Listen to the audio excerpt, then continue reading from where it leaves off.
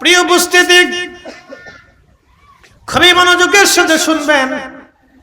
বাদশা জুলকারনাইনের কথা বলছিলাম, খিজির আলাইহিস সালামের জীবনীতে আমি যাচ্ছি, মনোযোগ দিয়েন। আমি এত দূরে যাব না।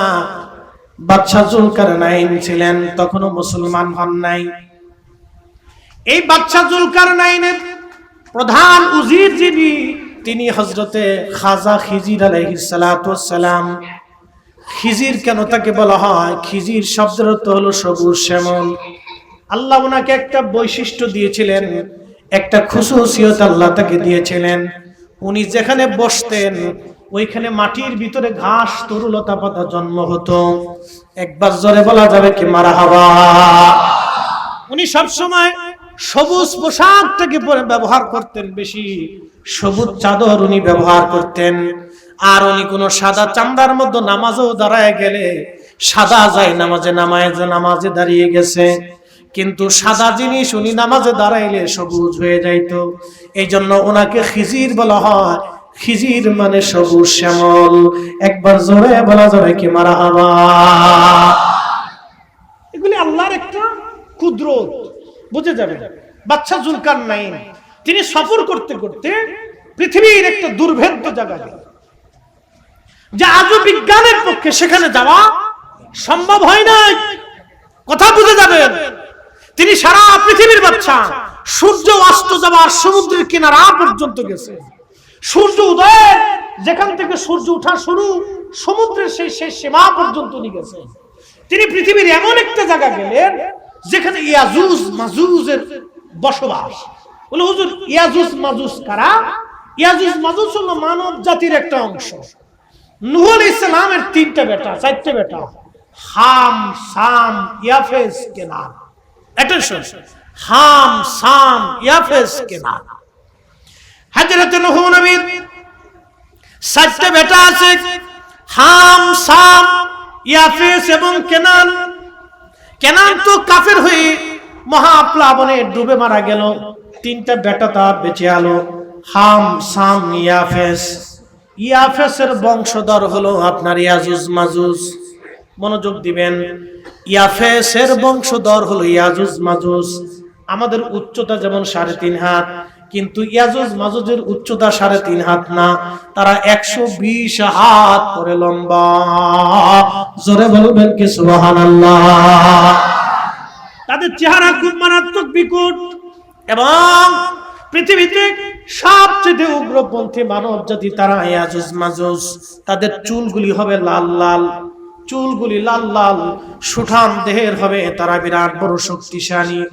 এই ইয়াজুজ মাজুজ তারা ওই যে বর্তমানে তুর্কি এবং রাশিয়া সহ ইউরোপের এই পাশ, যে বড় বাচ্চাদিত পাহাড়ি অঞ্চল, এখানে কোনো মানুষ যেতে পারে না, কোনো মানুষের বসবাসের জায়গা সেখানে নাই।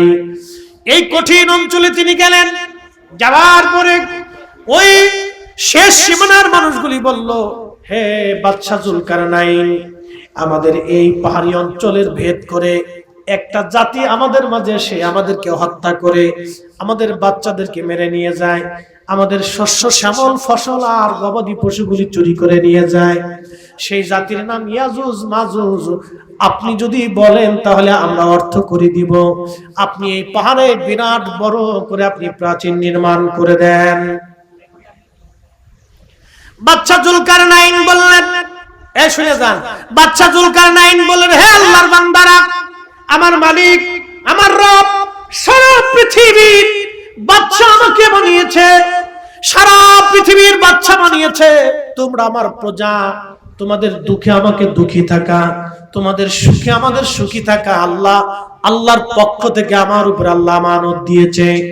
কোন রাষ্ট্রপ্রধান, কোন নেতা, কোন ব্যক্তি, কোন ওসি, ডিসি, এসপি, পুলিশ প্রশাসন, গোয়েন্দা ডিভিশন, সেনাবাহিনী, তারা যদি চিন্তা করে আল্লাহ আমাদেরকে দায়িত্ব দিয়েছেন মানুষের নিরাপত্তার জন্য, পুলিশের যদি চিন্তা হয় যে আল্লাহ আমাকে এই দায়িত্বটা আমানত হিসেবে দিয়েছে, আমার দেশের মানুষের নিরাপত্তা, তার অসুবিধা, তার ওই বিপদগ্রস্ততায় তাকে সাহায্য করা আল্লাহর পক্ষ থেকে আমার জন্য আমানত। তাকে সাহায্য আমাকে করতে হবে। সরকার আমাকে বেতন দেয়, আমি তার কাছ থেকে কোনো ঘুষ নেব না, টাকা নেব না, আমি তাকে সাহায্য করব। পুলিশ যদি এই চিন্তা করে তাহলে আমার দেশে কোনো চোর ডাকাত থাকবে না, কোনো দুর্নীতি চলবে না। কথা কোন ঠিক কিনা? তারা যদি বলে যে হ্যাঁ এটা আল্লাহর দেওয়া দায়িত্ব, তাহলে আর কোনো অসুবিধা নেই, কোনো সমস্যা নেই। আমরা আমাদের যার যার অবস্থান থেকে যদি আমরা এই যার দায়িত্ব পালন করি, যেমন আমি আপনারা দাওয়াত করছেন, আমি কিন্তু একটু আগে আসছি। কেন আসছি? যে আসার পরে কমিটির যারা আছে তাদের চিন্তা হলো হুজুর আসছে আসছেন, চিন্তা নেই। কারণ বক্তা যদি না আসে তাহলে কমিটির এই হার্ড স্টক করার মতো পজিশন এসে যায়। আর আমরা যারা বক্তা মাহফিলে আসি, রওনা দেওয়ার সময় আমরা চিন্তা করি যানজটে পড়লে আমাদের শরীরে ঘাম আসে, যে টাইম যদি পৌঁছাইতে না পারি তাহলে এটা মান সম্মানের ব্যাপার। এত বড় আয়োজন করছে, কষ্ট করে পরিশ্রম করে তারা 1 মাস 2 মাস করে পরিশ্রম করতেছে, আমি যদি সময় মতো না পৌঁছাই তাহলে তাদের সমস্ত আয়োজনগুলি কি হবে? ব্যর্থ হয়ে যাবে। তো তখন আমাদের শরীরেও কি আসে? ঘাম আসে, যে হায় হায় আল্লাহ এই সময় মতো যদি পৌঁছাইতে না পারি। তো যেন আমাদের দায়িত্ব থেকে আমরা একটু আগে ভাগে আসি, এসে আমরা একটু বিশ্রাম করলে দেখা যায় যে সবার এই চিন্তাটা পেরেশানিটা দূর হয়। আমারও চিন্তা থাকে না, কমিটিরও চিন্তা থাকে না। আর শ্রোতা যারা জানে যে হুজুর আসছে, আর চিন্তা নেই। হুজুর অসুস্থ হইলেও, বক্তা স্টেজে আসলেও 2-4 কথা অসুস্থ হয়ে গেলেও মানুষ বলবে না হুজুর আসছিল, তিনি অসুস্থ, তিনি বলতে পারে না। অসুস্থতা আল্লাহর ইচ্ছা, কারো কিছু করার থাকে না। তো সবাই যদি সবার দায়িত্ব ঠিক মতো পালন করে তাহলে আমাদের দেশ সুন্দর, আমরা সুন্দর, সমাজ সুন্দর। কথা বলেন ঠিক না? কোনো ঝামেলা থাকে না, ক্লিয়ার। তো বাদশা জুলকারনাইন বলতেছে, আল্লাহর বান্দারা, সারা পৃথিবীর বাদশা আল্লাহ আমারে বানাইছে, আমার দায়িত্ব হচ্ছে তোমাদেরকে নিরাপত্তা দেওয়া। একসাথে বলবেন না সুবহানাল্লাহ? দেখেন কি সুন্দর কথা। প্রজারা বলতেছে এই ইয়াজুজ মাজুজ এসে আমাদেরকে হত্যা করে, আমাদের মাল সামানা লুট করে নিয়ে যায়, আমাদের সন্তানদেরকে হত্যা করে। এই জুলুম থেকে আপনি আমাদেরকে বাঁচান। আর যদি আপনি চান তাহলে আমরা কিছু পয়সা করি, অর্থ করি দিয়ে আপনাকে সাহায্য করব। তো বাদশা বলতেছে না, আল্লাহ আমাকে বাদশা বানাইছে, তোমরা আমার অধীনস্থ, কিয়ামতের ময়দানে আমাকে জবাব দিতে হবে। আমার অর্থ দিয়ে, আমার রাজস্ব কোষ দিয়ে তোমাদের নিরাপত্তার দায়িত্ব আল্লাহর পক্ষ থেকে আমানত। তোমরা চিন্তা করো না, আমি ব্যবস্থা করতেছি। এটা কোরআনের আলোচনা, আল্লাহ রাসূলের হাদিসের আলোচনা। তখন আল্লাহর নবী বলতেছেন ইয়াজুজ মাজুজের সেই প্রাচীর বানানোর জন্য উনি পাতাল পর্যন্ত খুঁজে সীসা তামা একসাথে গলাইয়া, তারপরে সীসা এবং তামা গলাইয়া সেই প্রাচীর তিনি নির্মাণ করে দিলেন। একসাথে বলা যাবে আল্লাহু আকবার। আল্লাহ রাসূল বললেন বিরাট বড় এই প্রাচীর, প্রত্যেক দিন ইয়াজুজ মাজুজ এত বড় নিকৃষ্ট তারা জিহ্বা দিয়ে এটা চাটতে থাকে এবং হাতুড়ি দিয়ে সেটা ভাঙার জন্য চেষ্টা করতে থাকে। প্রত্যেকদিন ভাঙতে ভাঙতে একেবারে শেষ প্রান্তে চলে আসে। সারা দিন ওরা ভাঙতে থাকে, সকাল থেকে সন্ধ্যা পর্যন্ত এই প্রাচীরটা ভেঙে পৃথিবীতে আসার জন্য চেষ্টা করতে থাকে। আল্লাহ রাসূল বললেন প্রত্যেকদিন সকাল থেকে সন্ধ্যা পর্যন্ত তারা ভাঙতে চেষ্টা করে, কিন্তু না, সন্ধ্যা যখন ঘনায় যায় তখন তাদের যে বাদশা আছে, রাজা, সে রাজা বলতেছে চল ফেরত চলে যাই, বাকি কাজ আমরা কালকে করব। এইভাবে চলে যায়। আবার আল্লাহর কুদরতি ভাবে ওই প্রাচীরটা আল্লাহ আবার ওইরকম পুনরায় নির্মাণ করে দেয়। পরের দিন আবার কাজ শুরু করে ভাঙা। সন্ধ্যাবেলা একই কথা, চল আমরা কালকে আবার শুরু করব। আল্লাহর নবী বললেন কিয়ামতের পূর্ব সময়ে যখন ইয়াজুজ মাজুজ আসবে, দাজ্জাল আসার পরের ঘটনা এটা। দাজ্জাল আসবে, দাজ্জালকে হত্যা করা হবে, তারপরে ইয়াজুজ মাজুজ আসবে। সারা পৃথিবীতে ইয়াজুজ মাজুজ তখনই বের হবে, ওই যে সেই বিরাট বড় প্রাচীর, এই প্রাচীরের কাছে যাইয়া তারা খনন করতে থাকবে, ভাঙতে শুরু করবে। সন্ধ্যাবেলা যখন আসবে তখন কিয়ামতের ওই সময় তাদের বাদশা যে হবে সে বলবে আগামীকাল বাকি কাজ সারবো ইনশাআল্লাহ। এত বছর কিন্তু ইনশাআল্লাহ বলে নাই, কিন্তু কিয়ামতের ওই দিন যখন ইনশাআল্লাহ বলবে, মুসলমান, এজন্য আগামী দিন কি করবেন? ইনশাআল্লাহ শব্দ ব্যবহার করবেন, আল্লাহর ইচ্ছার উপরে ছেড়ে দিবেন, আল্লাহর ইচ্ছার উপরে ছেড়ে দিবেন। ইনশাআল্লাহ শব্দ ব্যবহার করবেন যে আমি খাবো ইনশাআল্লাহ, আমার ছেলে বিয়ে দেব ইনশাআল্লাহ, আমি বিদেশ যাব ইনশাআল্লাহ। আল্লাহর ইচ্ছায়, আল্লাহ চাইলে হবে, আল্লাহ না চাইলে পৃথিবীর কোন শক্তির দ্বারা সম্ভব হবে না। কথা বলেন ঠিক কিনা? এ মুসলমান, হাটহাজারীবাসী, হাটহাজারী না, হাটহাজারীর মুসলমান খুবই মনোযোগ দিয়ে শুনে যাবেন। বাবাজি, মায়েরা, আপনারা শুনে যান। জুলকারনাইনের সেই প্রাচীর কিয়ামতের পূর্ব সময়ে ইয়াজুজ মাজুজরা ইনশাআল্লাহ বলার পরে সেই দিন তারা ভেঙে পৃথিবীতে আসবে। এত পরিমাণে আসবে, লোহিত সাগর, আরব সাগরে যারা গেছেন আপনারা, লোহিত সাগর আর আরব সাগরের সব পানি পান করে তারা খাইয়ে শেষ করে ফেলবে। কি পরিমাণে তারা দুনিয়াতে আসবে বার বুঝেন।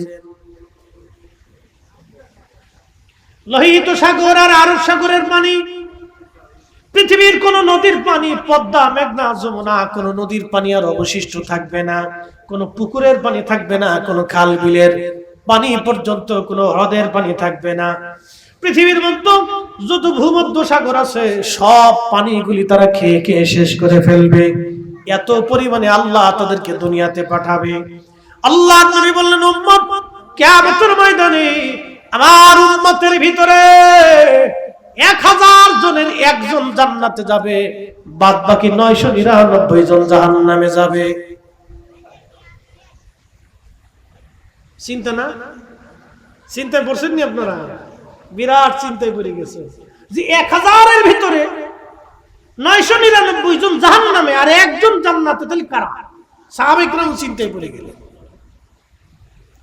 আল্লাহর নবী বলেন, ভয়ের কারণ নাই, ওই 999 জন হবে ইয়াজুজ মাজুজের দল।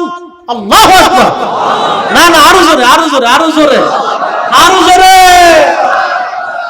999 জন ইয়াজুজ মাজুজ আর একজন আমার এই গরীব উম্মত, আমার উম্মত, আমার উম্মত, আমার উম্মত, অর্থাৎ উম্মতের 100 জনের 100 জন জান্নাতে।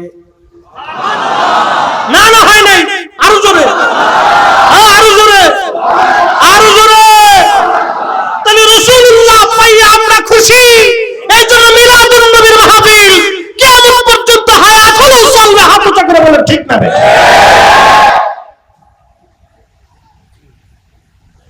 এত বড় দামি নবীর উম্মত আমরা হইলাম। আল্লাহ নবী ডাক দিলেন, উম্মত, চিন্তার কারণ নাই।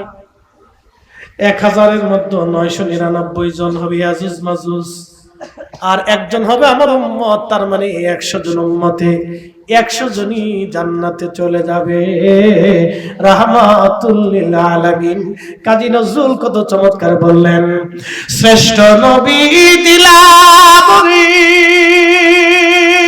তরিয়ে নিতে রোজ হাসরে, শ্রেষ্ঠ নবী দিলাবরি তরিয়ে নিতে রোজ হাসরে, পথ না ভুলি তাই তো দিলে পাক কোরআনের বাণী।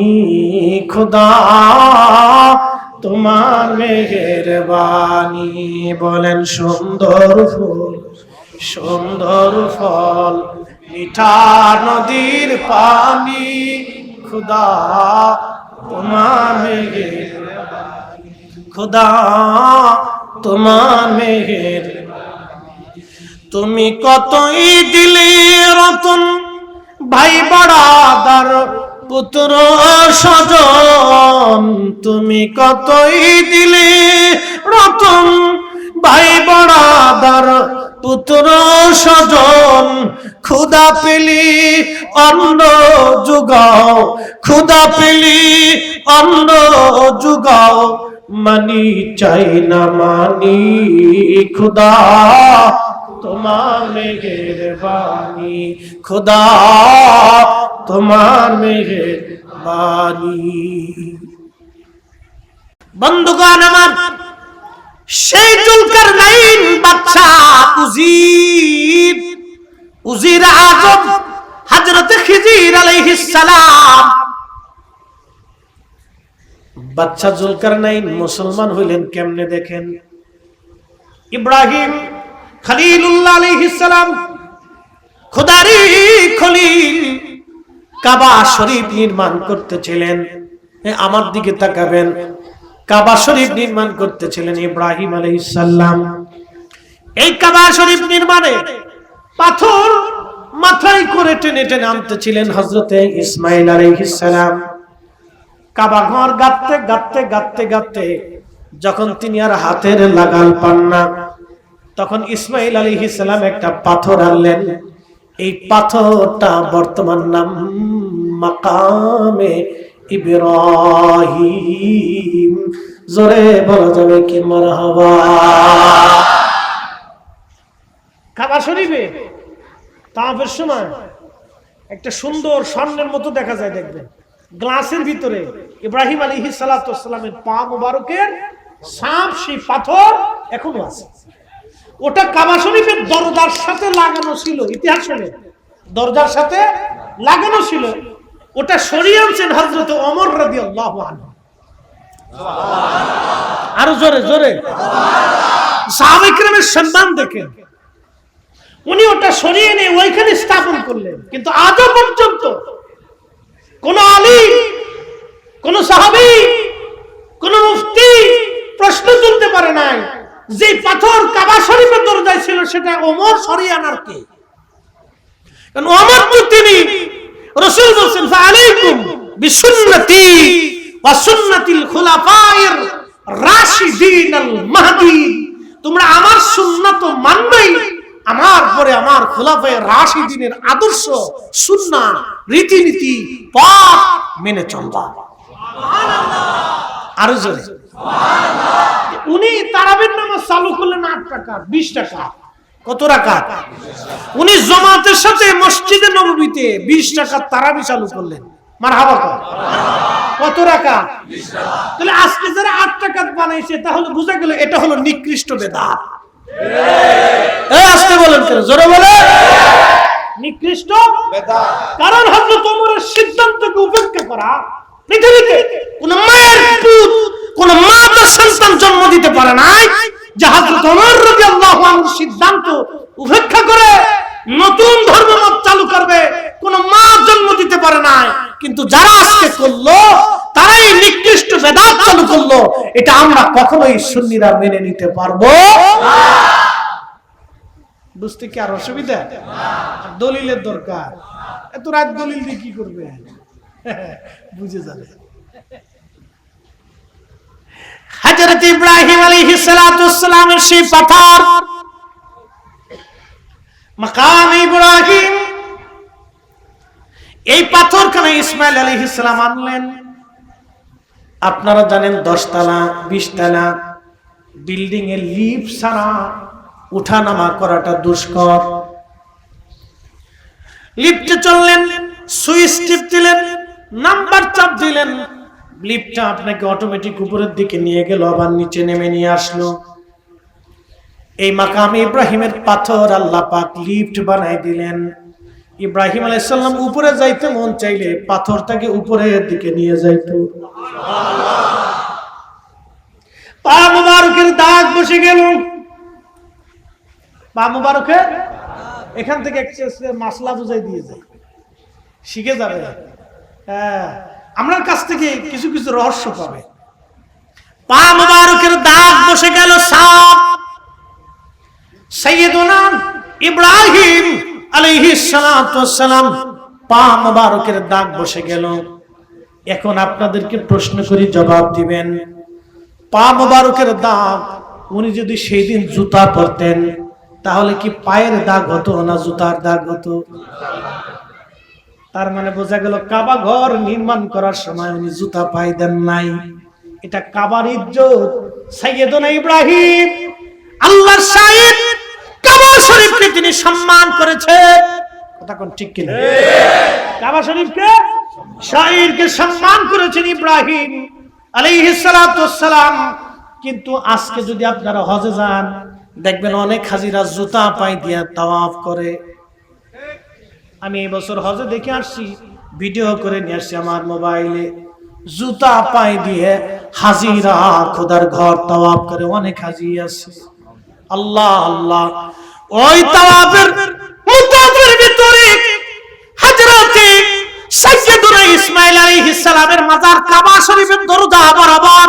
আল্লাহু আকবার। কোন বর্ণনা আসছে নূহ আলাইহিস সালামের মাজার ওখানে, কোন বর্ণনা আসছে সুলাইমান আলাইহিস সালামের মাজার, কোন কোন বর্ণনা আসছে 360 জন নবী আলাইহিস সালামের মাজার ওই মুতাফের ভিতরে আছে। না না হয় না, আরো জোরে বলেন। এখন প্রশ্ন করবেন 360 জন নবী দুনিয়ার এত জায়গা বাদ দিয়ে কেন কাবা শরীফে তাদেরকে কবর দিতে বললেন? এজন্যই আরবিতে একটা প্রবাদ আছে, শরফুল মাকিনা অশরফুল মাকাম, শরফুল মাকানে অশরফুল মাকিন। কিছু জায়গার কারণে মানুষের দাম বাড়ে, কিছু মানুষের কারণে জায়গার দাম বাড়ে। হুজুর গাউসে মাইজ ভান্ডারী আল্লাহর মহান ওলি এখানে আসার কারণে এই এলাকার দাম বেড়ে গেছে। আমাদের কারণে আপনাদের কারণে ওনার দাম বাড়ে নাই। কি কথা বল না? মুরিদের কারণে পীরের দাম বাড়ে না, ওলির মুহিব্বিনদের কারণে ওলির দাম বাড়ে না, ওলিদের কারণে ওই জায়গার দাম বেড়ে যায়। শাহজালাল ইয়ামানি একজন মুকুটহীন সম্রাট। আজকে আমি কোন রাজনীতি বুঝি না, যারা ধরেন এই আমাদের অর্থনীতিকে এই অনেক টাকা পয়সা দান করে দিল, দুর্নীতি যারা করলো, সব দলের ভিতরে দুর্নীতি আছে, সব জায়গায় এরকম আছে। ধরেন যারা জনগণের অর্থগুলি দুর্নীতি করলো, তারা চিন্তা করলো কোটি কোটি টাকা হলে আমার অনেক ভালো। আসলে কি টাকাই সুখ না? আজকে শত শত বছর ধরে আল্লাহ ওলির মাজার মুসলমানরা জিয়ারত করে। 750 বছর ধরে শাহজালাল ইয়ামানি মুজাররিদি বাংলার মুকুটহীন একজন সম্রাট, 750 বছর ধরে উনি সম্রাট, 750 বছর ধরে উনি সম্রাট। বাংলাদেশের উনার মাজার যদি কেউ মারতে চায়, উনার মাজার কেউ যদি ভাঙতে চায়, তো বাংলাদেশের যুদ্ধ বিশ্বযুদ্ধ বেঁধে যাবে। ঠিক না?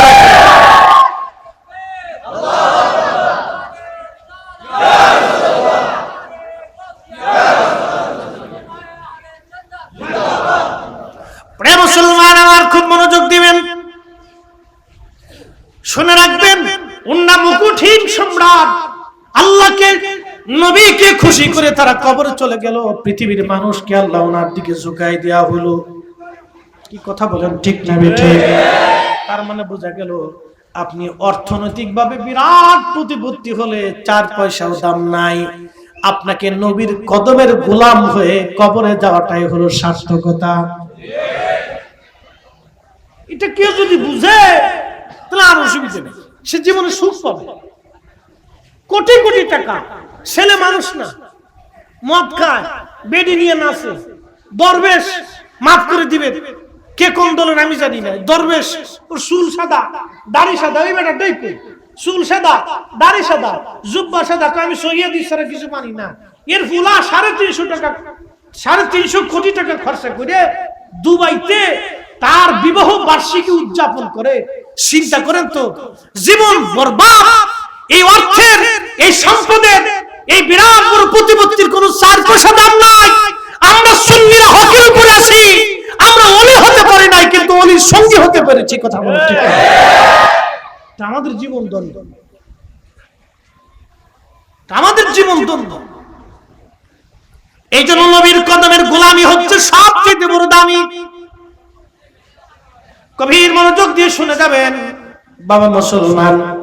হযরতে সাইয়্যিদুনা ইব্রাহিম আলাইহিস সালাতু ওয়াস সালাম, তিনার পবিত্র পায়ের দাগ এখনো আছে। কিয়ামত পর্যন্ত এই দাগটা থাকবে, কিয়ামত পর্যন্ত এটা মুছে যাবে না, এটা নষ্ট হবে না। যখন উনি কাবা ঘর বানাচ্ছিলেন, এই অনেক ওয়াজ বলছি, বিরাট ওয়াজ, এটা শেষ হবে না, তো যতদূর যায় কাবা ঘর উনি বানাচ্ছে, নির্মাণ হচ্ছে, তৈরি হচ্ছে। তো ওই রাস্তা দিয়ে জুলকারনাইন যাচ্ছে, বাদশা জুলকারনাইন, ইমাম ইবনে কাসির আল-বাদার মধ্যে লিখছেন, ও রাস্তা দিয়ে বাদশা জুলকারনাইন যাচ্ছে। জুলকারনাইন জিজ্ঞেস করলেন, হযরত আপনি কি করেন? বলে আল্লাহর ঘর নির্মাণ করি। বলে আল্লাহকে? আল্লাহু আকবার। না না, হয় না। আরো জোরে জোরে জোরে। আল্লাহ কে? জিজ্ঞেস করলেন আল্লাহ কে? বলে তিনি রব, স্রষ্টা, মালিক, খালিক। বলে ওনাকে তো চিনি না, ওনাকে তো দেখি না, মানবো কেমনে? মানবো কেমনে? কি করে মানবো? উনি যে সত্য কি করে মানবো? শাহজালাল ইয়ামানি ওলি ছিলেন, কি করে মানবেন? যায় নামাজ বিছাই দিলেন, যায় নামাজ বিছাইলেন, পানি আল্লাহ উনার আয়াতের ভিতরে পানি নিয়ে আসলেন, যায় নামাজের উপরে, নদীর উপরে যায় নামাজ বিছাইয়া আল্লাহর ওলি যায় নামাজ দিয়া একানা হাজার হাজার সৈন্য বাহিনী নিয়ে সুরমা নদী সেই দিন পার হয়ে গেলেন। আহা, সেই দিন যদি আল্লাহ ওনার এই বেলায়েত না দিত, আজ পর্যন্ত বাংলার জমিনে খোদার কালেমার দিন এইরকম আমরা পাইতাম না। কথা কয় ওলিদের বেলায়েতকে যারা অস্বীকার করে এরা বোকা। এরা কি বোকা? এরা বুঝে না, এরা অনেক কিছুই বুঝার চেষ্টা করেন, এটা আপনাকে আকল দিয়ে বুঝতে হবে। অনেক দামি কথা। তো জুলকারনাইন জিজ্ঞেস করতেছে আল্লাহ কে? আমি তো চিনি না, ওটা আবার কি? বলে তিনি স্রষ্টা, সব কিছু তিনি সৃষ্টি করছেন, আকাশ পাতাল জমিন গাছ তরু লতা পাতা। তো ওনার ঘর, এই ঘরে তাওয়াফ হবে, ওনার ইবাদত হবে, সিজদা হবে, নামাজ হবে, ওনার আইন এই ঘরে চলবে। তো ওনাকে তো চিনি না, তো চিনবো কি করে? বলে কি করলে তুমি বিশ্বাস করবে যে আল্লাহ আছে? বলতেছে ওই যে ভেড়ার পাল, ওই ভেড়ার দলে যদি আইসে সাক্ষ্য দেয় যে আল্লাহ আছে, তাহলে আমি জুলকারনাইন মেনে নেব আল্লাহ আছে। আরো জোরে আহা। বাদশাহ জুলকারনাইন বলতেছে ইব্রাহিম আল্লাহ যে আছে আমি কি করে বুঝবো? তিনি যে স্রষ্টা তাও কি করে বুঝবো? তবে হ্যাঁ, ভেড়ার দল যদি বলে আল্লাহ আছে, আপনার কালেমার সাক্ষ্য যদি ভেড়ার দলে দেয়, কারণ ভেড়া তো কথা বলতে পারে না, ও মানুষের ভাষা জানে না, ও আরেকটা জাতি, সে আল্লাহ সৃষ্টি। ভেড়ার দল যদি কালেমার সাক্ষ্য দেয় গো ইব্রাহিম, তাহলে বুঝবো আপনার আল্লাহ আছে। আল্লাহর খলিল ভেড়ার দলকে কাছে ডাকলেন। আল্লাহর খলিল যখন ডাক দিয়েছে, সমস্ত ভেড়ার দল পালেরা দৌড়াইয়া কাবার পাশে আল্লাহর খলিলের সামনে দাঁড়ায় গেছে।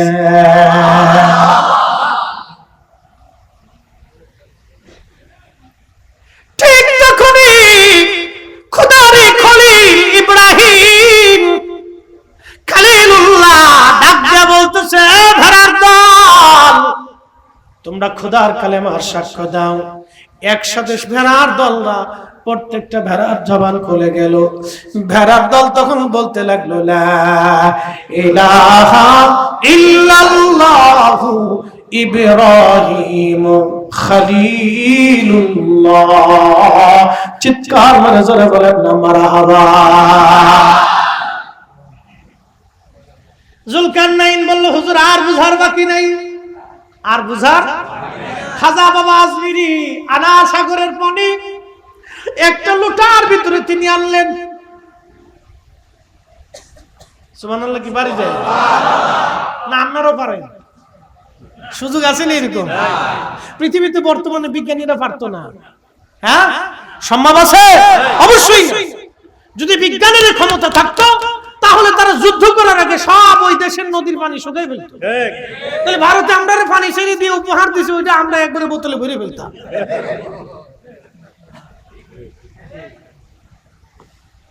দেখেন, ভারত মুসলমান মারে কিন্তু খাজা বাবার মাজারে হাত দেয় না।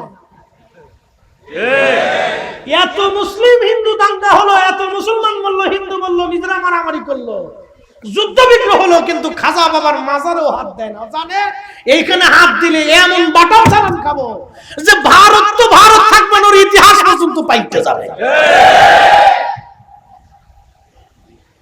ওলি আল্লাহকে খুশি করে গেছে। আনা সাগরের পানি পানির লোটার ভিতরে নিয়ে আসলে এইভাবে একজন না, দুইজন না, 1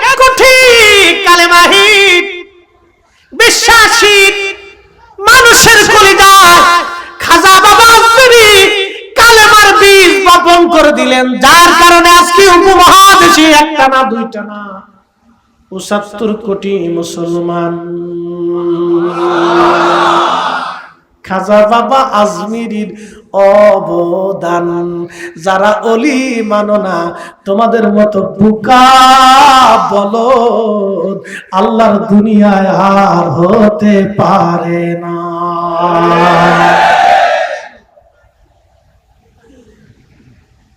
নাকি বুঝতে হবে, একজনকে কালেমা দিলেন ইব্রাহিম আলাইহিস সালাম, আল্লাহ তাকে এত সম্মানিত করলেন যে সারা পৃথিবীর বাদশা, ওনার প্রধান উজির ছিলেন খিজির আলাইহিস সালাম। সুবহানাল্লাহ। দুইজনে আবে হায়াতের পানি পান করার জন্য রওনা দিছে। ইমাম ইবনে কাসির আল-বাগদাদীতে লেখছে, আবে হায়াতের পানি পান করার জন্য দুইজনে পৃথিবীর এক দুর্ভেদ্য জায়গা রওনা করছে। জুলকারনাইন বললেন, হযরত খিজির আপনি তো আমার উজির, রওনা দেন আগে। খিজির আলাইহিস সালাম আগে আগে যে তিনি আবে হায়াতের পানি পান করলেন, কিন্তু জুলকারনাইন পান নাই। আল্লাহ এত বড় লম্বা হায়াত ওনাকে দিলেন। ইব্রাহিম আলাইহিস সালামের জামানা চলে গেল, বনি ইসরাইলের ৭০,০০০ নবী চলে গেল। হাজরাতে মুসা নবীর জামানা আসার পরে খিজির আলাইহিস সালাম তখনও জিন্দা। বলেন হায়াত কি আমাদের হাতে না আল্লাহর হাতে? কার হাতে? আল্লাহর হাতে। এখানে আমাদের কোনো হাত? বাবা মুসলমান খুব মনোযোগ দিবেন। হযরতে জুলকারনাইন হযরতে খিজির আলাইহিস সালাতু ওয়াস সালামের সঙ্গে ওনার উজির জুলকারনাইন ইন্তেকাল করলেন। খিজির আলাইহিস সালাম তখনও জিন্দা। আল্লাহ রাব্বুল আলামিন তাকে বিরাট বড় হায়াত দিলেন। উম্মতে মুহাম্মাদের মধ্যে এত বড় লম্বা হায়াত তার কারণ নসিবে হয় নাই। আল্লাহ তাকে এত বড় লম্বা হায়াত দিলেন। হায়াত যেতে যেতে যেতে যেতে হযরত মুসা আলাইহিস সালাম পর্যন্ত আল্লাহ তাকে হায়াত দিলেন। আহা, হযরত মুসা আলাইহিস সালামের জামানায় মুসা আলাইহিস সালাম একদিন ওয়াজ করতেছিলেন। ওয়াজ করা অবস্থায়, তবে একটু বলে দিয়ে যায়, কেউ কেউ বলেছেন তিনি নবী ছিলেন, আবার কেউ কেউ বলেছেন তিনি ওলি ছিলেন। এই বিষয় নিয়ে মত পার্থক্য আছে। কেউ বলেছেন তিনি নবী, কেউ বলেছেন তিনি ওলি। তিনি যাই হোক না কেন, তিনি আল্লাহর একজন পেয়ারা মেহবুব বান্দা। নবী হোক অথবা ওলি হোক, তিনি আল্লাহর মকবুল। দীর্ঘ লম্বা হায়াত, বিরাট বড় হায়াত ওনার। হযরত মুসা আলাইহিস সালামের জামানা মুসা আলাইহিস সালাম ওয়াজ করতে লাগলেন। ওয়াজ করার সময় একজন ভদ্রলোক জিজ্ঞেস করলো, আল্লাহর নবী, বর্তমান জামানার সবচেয়ে জ্ঞানী ব্যক্তিকে? মুসা আলাইহিস সালাম জবাব দিলেন, আমি নিজে, আমি ছাড়া আর কে হবে? আমি ছাড়া? কিন্তু আল্লাহর কাছে প্রশ্নের উত্তরটা ভালো লাগে নাই। আল্লাহর কাছে ভালো লাগে না। এই জন্য পৃথিবীর যত ওলি দেখবেন, ওলিরা তার নমনীয় ছিলেন, নরম ছিলেন। ওলিরা নিজেকে নাসিজ, গুনাহগার মনে করতেন। পৃথিবীর যত ওলিরা তারা কিন্তু আমাদের মতো এরকম দেখাইতেন না।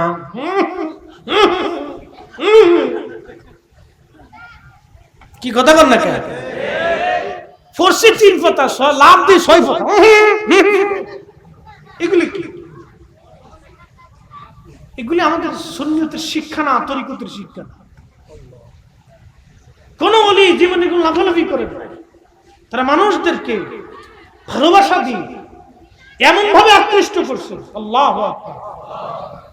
তাদের ভালোবাসা এখনো মানুষ শিক্ষিত থাকে। তাদের মাজারের পাশে বসলে মানুষ শান্তি পায়। কারণ কি জানেন? ও রুহের একটা পাওয়ার আছে। কি কথা বল না কেন? রুহের কি আছে?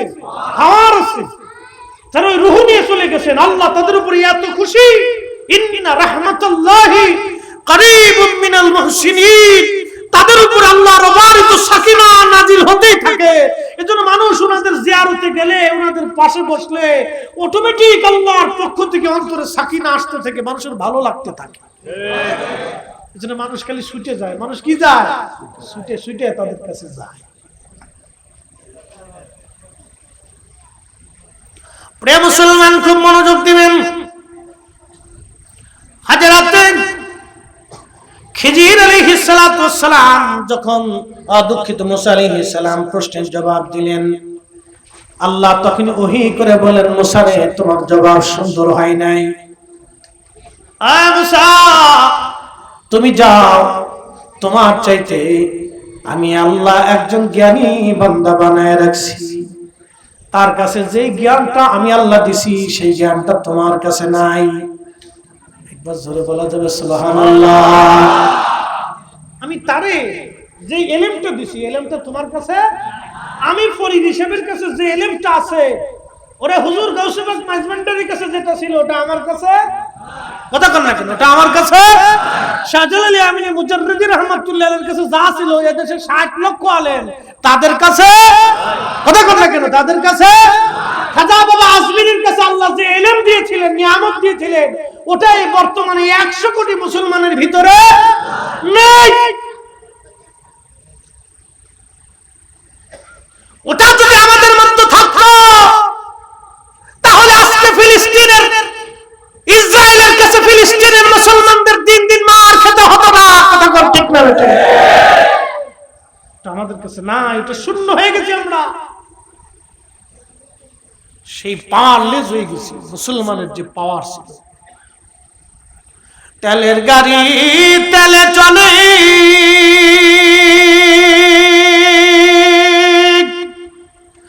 হাওয়ার গাড়ি হাওয়ায় উড়ে, বিনা তেলে চালায় গাড়ি নবী সুলাইমান। আমরা সেই মুসলমান, আমরা সেই মুসলমান,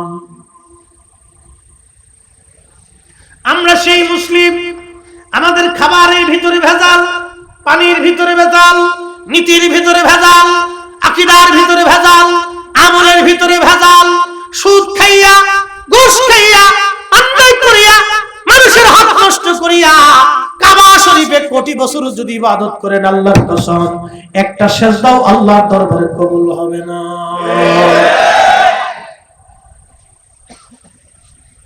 একটা সেজদাও মঞ্জুর। আহা, কি আফসোস! হতভাগা, ঘুষের টাকা দিয়ে ছেলেরে দামি মোবাইল কিনে দিচ্ছে। কি হতভাগা! ঘুষের টাকা দিয়ে ছেলের 3 লাখ টাকার মোটরসাইকেল কিনে দিচ্ছে। বলেন তো, কিয়ামতের ময়দানে ওই ছেলে 4 পয়সা কাজে লাগবে? কবরে লাগবে? মৌতে লাগবে? বলেন ওই বাপের করুণা হোক, ওই ছেলে করুণার কাছে যাবে? জীবনেও যাবে।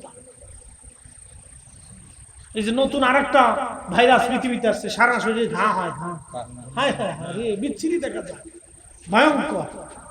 আফ্রিকাতে ছড়িয়ে গেছে সেটা, বিশ্রী ভয়ঙ্কর গন্ধ আসে শরীর থেকে। ওটা আসলে তো খুঁজেই পাওয়া যাবে না। করোনা তো গন্ধ বন্ধ নাই, করোনা গন্ধ বন্ধ নেই। এটা আসলে এটা দেখলে মানুষ ডরাবে, সর্বনাশের কাছে যাওয়া যাবে। এমপক্স না কি বলে, হ্যাঁ, মাঙ্কি পক্স, বানর থেকে এটা এসেছে। আহা, কি কঠিন রোগ! এটা যদি সারা পৃথিবী ব্যাপী ছড়িয়ে পড়ে, মাঙ্কি পক্স, শরীরে জায়গায় জায়গায় ঘা হবে, বিচ্ছিরি দেখা যাবে, বিভৎস দেখা যাবে। ধরে ওই লোকের ওই মাঙ্কি পক্স হয়ে গেছে, তার ছেলের জন্য সে হালাল হারাম না বেছে গরিব মানুষের চোখের পানি জড়াই দিচ্ছে। অনেক গরিব মানুষ তারা থানায় যায় কিসের জন্য?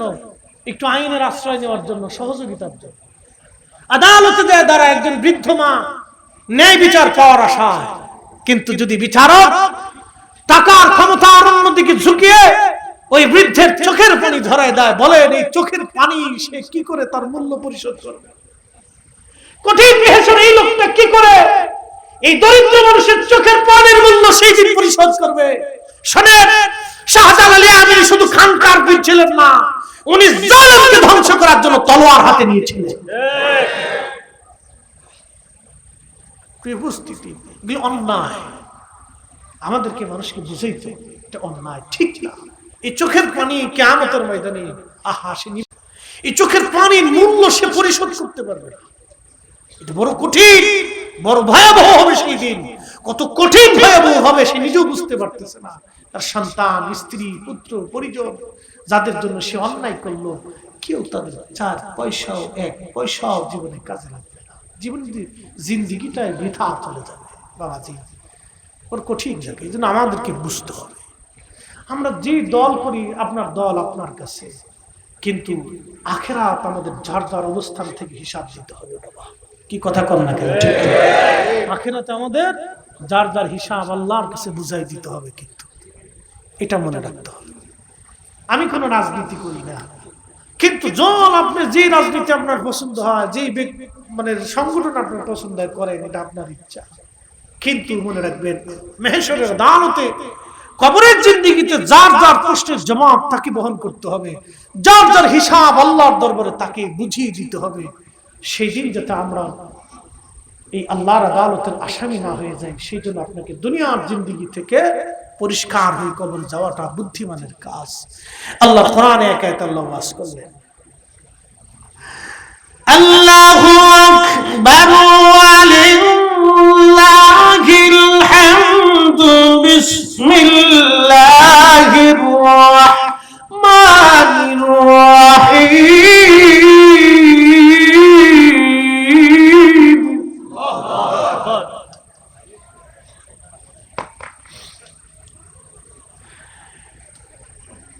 আলাইহিস সালামের আলোচনাটা মোটামুটি ব্যাপক।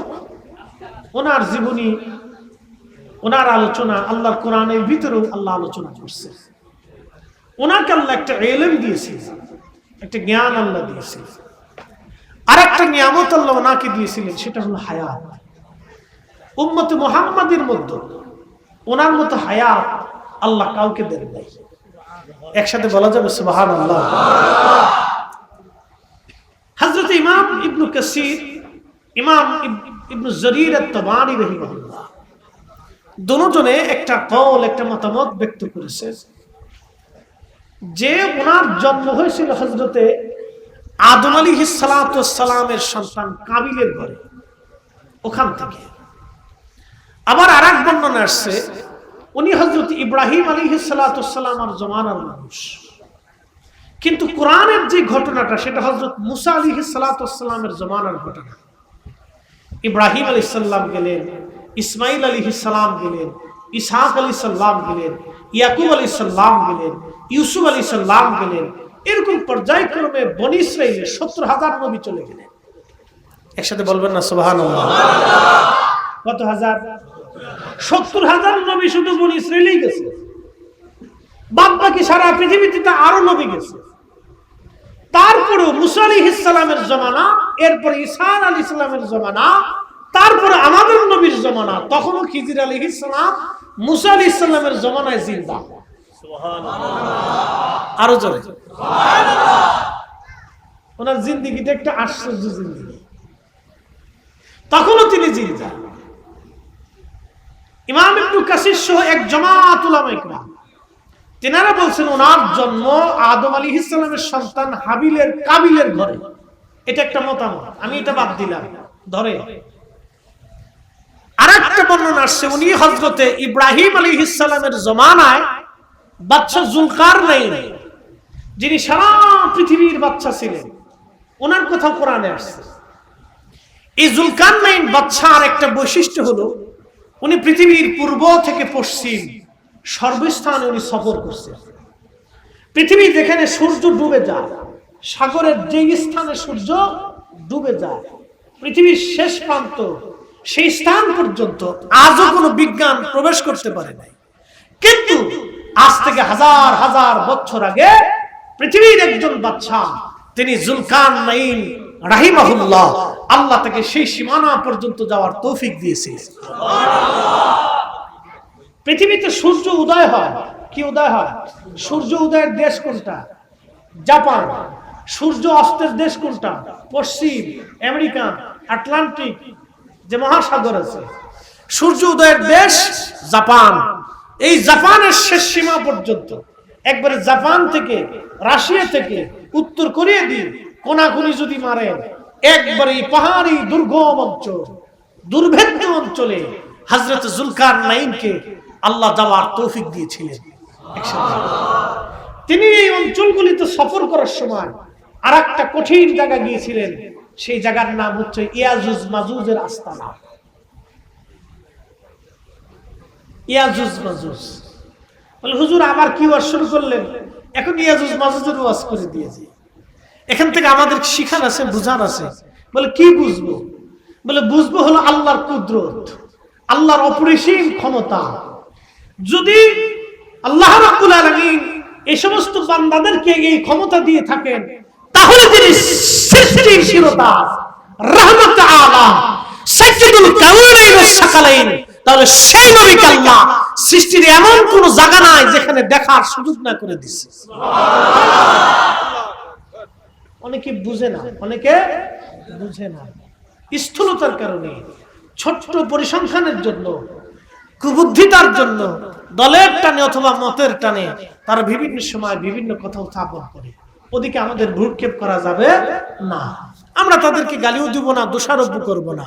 হয়তো তাদের জীবনের সিদ্ধান্তের ভুল হতে পারে, কথা ঠিক কিনা? হিন্দুদের ভিতরে বাবাজি অনেক বড় বড় ডক্টর আছে না? আছে, অনেক বড় মেধাবী লোক আছে, জ্ঞানী আছে, বিজ্ঞানী আছে, কিন্তু দেখেন আল্লাহ চিনতে তাকে কিন্তু এই মেধা সাহায্য করে নাই। খ্রিস্টানদের ভিতরে কিন্তু বড় বড় বিজ্ঞানী আছে, অনেক বড় বড় মেধাবী আছে,